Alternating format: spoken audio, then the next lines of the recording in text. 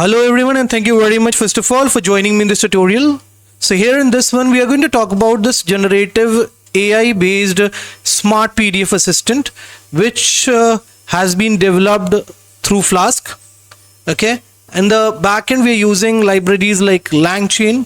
We have Flask course. We have this .env for loading the ChatGPT's key that we are using in this program.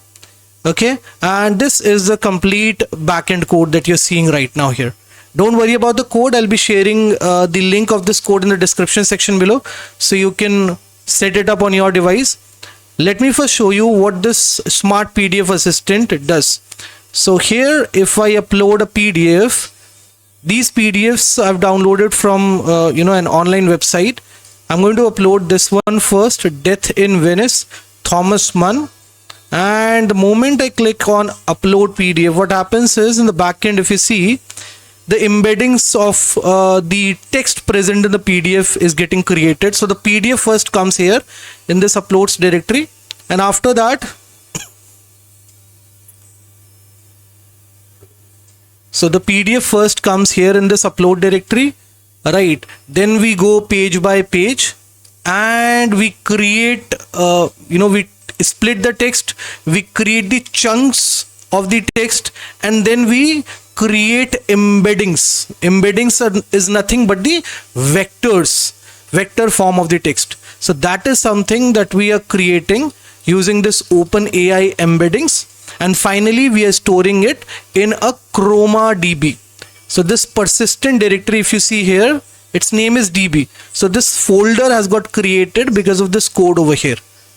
Okay, I hope you have understood this. If not, then please let me know in the comment section below and we can discuss it further individually.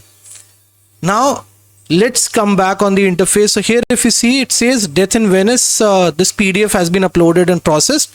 Let's click on OK, and it's time for me to now ask questions which are based on the text present in this PDF I've uploaded. So if I come here and ask about, tell me about Venice, what will happen? Let's check it out.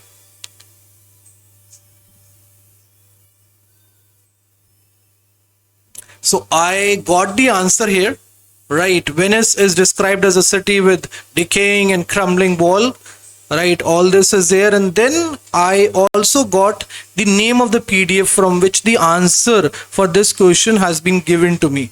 And also the page numbers, right? 19 and 31. Let me ask this question. Who is Gaurav?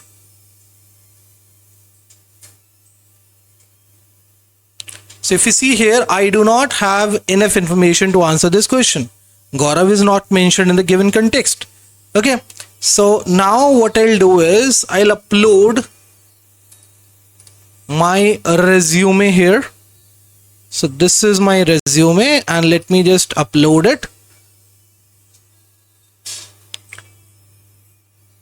Has been uploaded. If you can see, this Gaurav final updated CV has come here. Now, if I will ask the same question again, what will happen? Let's check it out. Okay, so now it has given a very good description about Gaurav to me. Here in a small window, Gaurav is a professional with a BTech in computer science and experience in developing web applications and all that. And it has given me the sources as the name of my PDF which I just uploaded.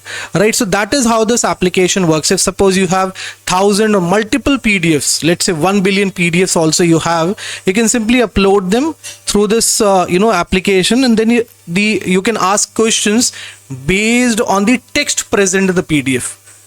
Okay, now let's come here and check out this ask named route. So what happens is when someone clicks on ask, this is something which gets triggered. So here we are getting the question, whatever we are writing here, this is how we are getting it from the form, and then we are checking the vector store that we have created. Okay, and what else is there? So we are then comparing the question that we have passed with this QA vector data. Okay, and finally when we get the result, we just show it to the user on the front end. Okay, we show the source document, and also we show the name of the page. We also show the answer to the user in the front end. That is how this complete application is working. So it's a very simple code. Just try to set it up on your device.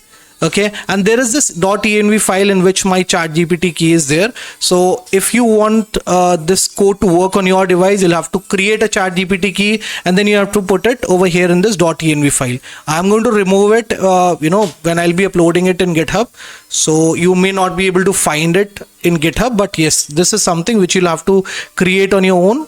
Okay, and then once you're done with creating it, you can define it here in .env and your code will start working. So this is, with this small projects, you can start training yourself on Gen AI, and gradually, we will pick up more projects. We'll pick up industrial level projects also. These are very, very basic projects which will give you a very good gist of Gen AI. And then later on we will study about how can we use them in the industrial projects. So on that also I'll be posting projects on my YouTube channel. Keep following and let's see how far can we go. Thank you very much. Bye bye. Take care and have a great day, guys.